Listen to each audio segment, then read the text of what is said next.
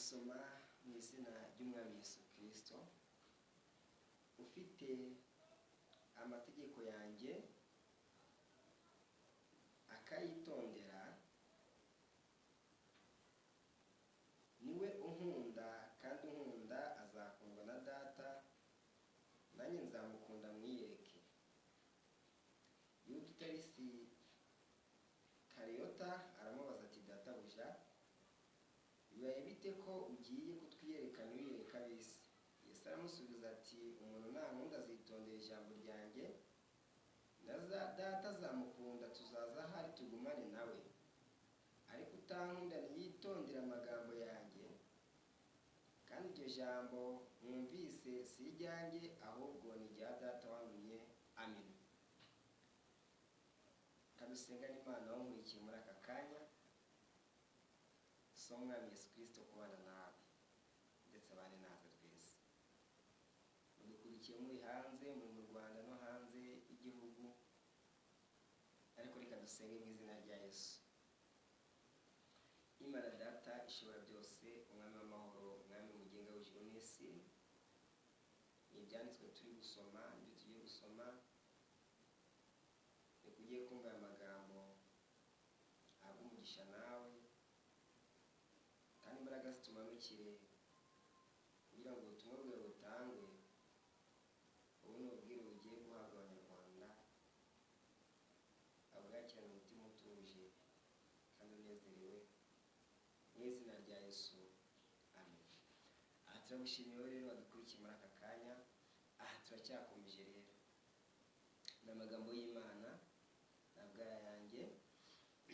Ufite amategeko yanjye akayitondera niwe unkunda. Yesu ntabwo uvuga ko umukunda, ntabwo kumukunda kwawe ari ugusenga cyane, si amasengesho y'iminsi 5, si ay'iminsi 1000, ntabwo ari ukurara mu butayu. Gukunda Imana, gukunda Yesu, ni ukwitondera ijambo rye. Sinzi niba iki kintu muri kucyumva. Nuvuga ko ukunda Imana utitondera ijambo ryayo, ntabwo uzaba uyikunda. Umuntu akunda Imana ate? Umuntu akunda Kristo ate? Yohana 14:21, ufite amategeko yanjye akayitondera niwe unkunda, kandi unkunda azakundwa na Data, nanjye nzamukunda mwiyereke. Ufite amategeko, we yabwiye ngo ufite amategeko yanjye. Aya mategeko mu isezerano rishya arahari, muri Matayo 5 niyo yuzuye gusa. Ufite amategeko yanjye akayitondera, uwo niwe unkunda. Ni gute wakunda Yesu udafite amategeko ye? Ntabwo bishoboka. Nose amategeko ye wayakura he? Mu byanditswe ahangaha muri isezerano rishya, ibyo Pawulo yabwiwe Timoteyo, ibyo yandikiwe, ibyo Petero yanditse, n'ibyo intumwa zakoze, n'ibyo Kristo yavuze, yose ni amategeko ya Kristo. Niba ubifite ukabyitondera,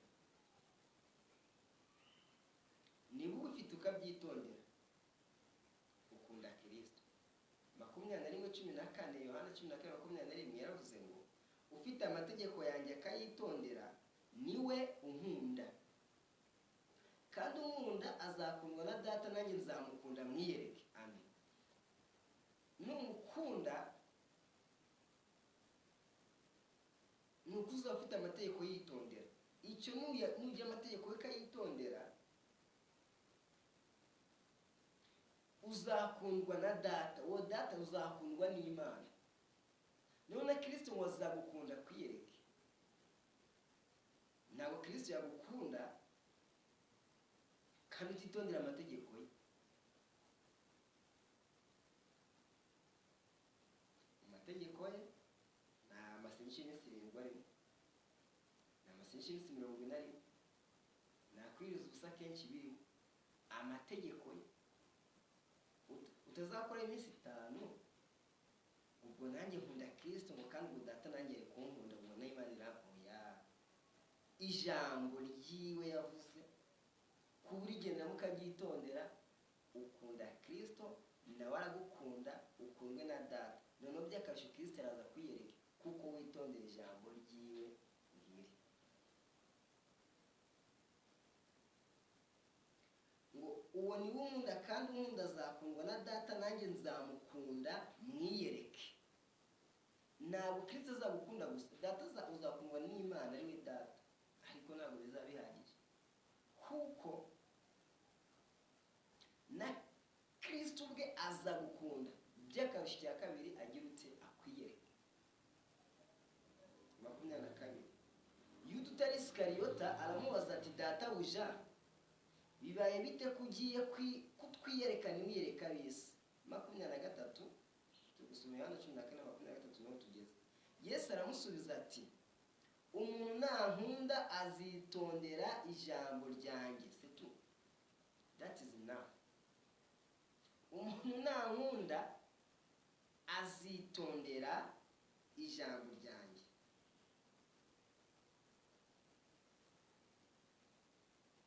Nanjye na data azamukunda, tuzaza ahari tugumane nawe. Na data azamukunda, tuzaza ahari tugumane nawe.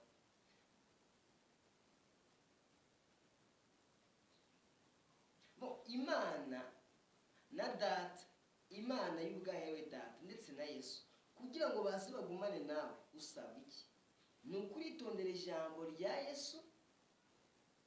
Ibyo bizatuma Imana data ndetse na Yesu baza bagumane nawe. Yesu aramusubiza ati umuntu ntankunda azitondera ijambo ryanjye, na data azamukunda, tuzaza ahari tugumane nawe.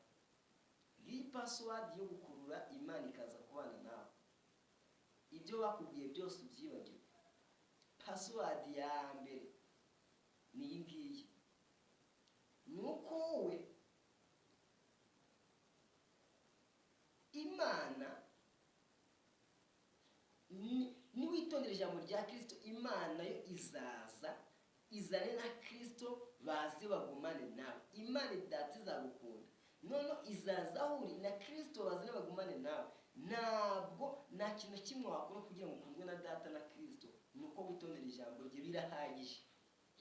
Kwitondera ijambo rya Kristo birahagije. Bose wagitondera ute utarisoma, utarizi, waranarisomewe nabi? Bivuze ko ufite amategeko nawe ufite ijambo. Ni ijambo niryo twitondera tugakunda n'Imana, tugakorera ibitangaza. Ngiri riha n'isezerano rishya.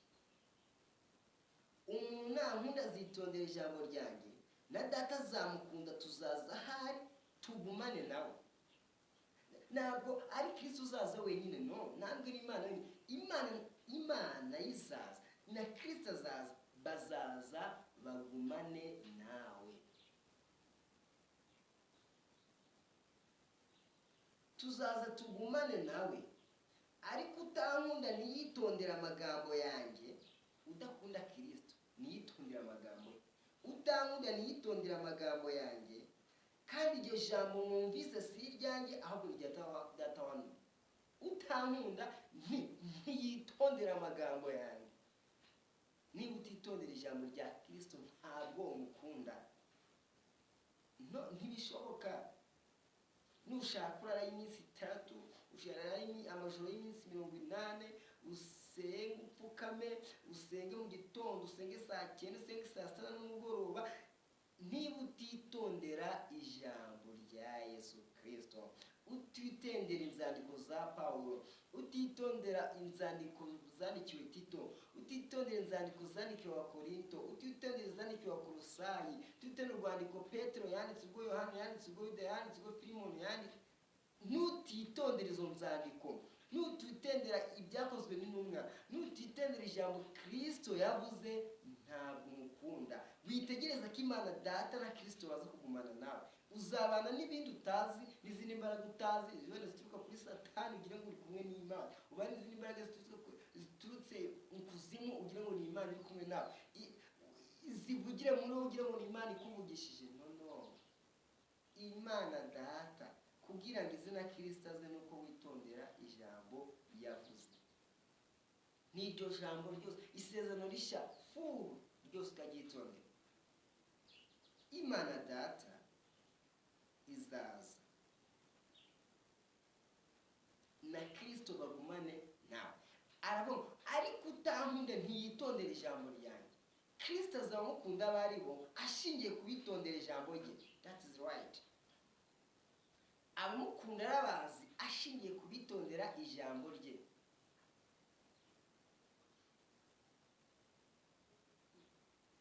Niba utaryitondera witekereza ko Kristo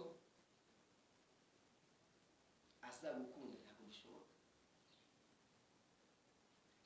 Azaguha ibyiza, avuga imvura binabeza, uzabona ibyiza, uzahinga weze, uronke nk'abandi, imvura igwira beza nawe kubwire.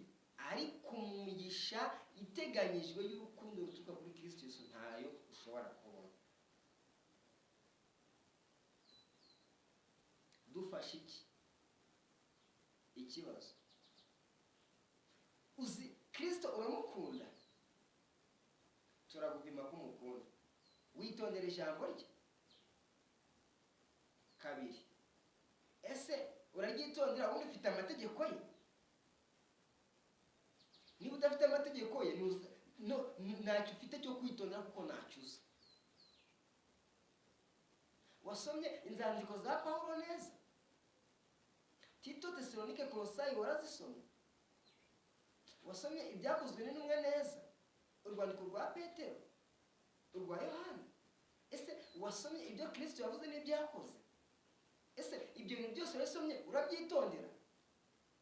None se niba ntabyo ufite muri wowe, nta mategeko yiwe ufite, uri hanze y'umurongo, ntabyo kwitondera ufite, ubwo nta mategeko ufite. Amategeko yakayitondera niyo nkunda, nayo ufite ntabwo mwitondera. Nayo ufite ntabwo witondera ijambo rye.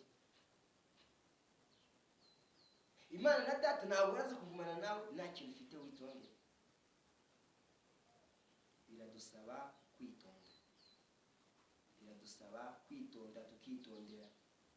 Biradusaba gusoma tukamenya n'ibiki birimo, tukabyakirana umutima unyuzwe, tukera imbuto imwe 140-180, tukera imbuto tukabona umuntu uryoshye. Niko tuzakurwa na Data. Mwakire neza amagambo y'Imana.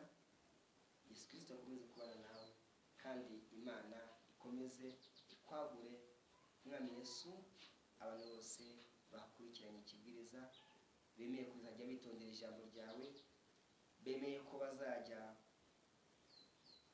basoma isezerano rishya, inzandiko bakazisoma, bagasoma ibyakozwe n'intumwa, bakazenguruka Bibiliya yose y'isezerano rishya kugira ngo bamenye amategeko yawe. Nibamara kuyagira babahinduka abayafite.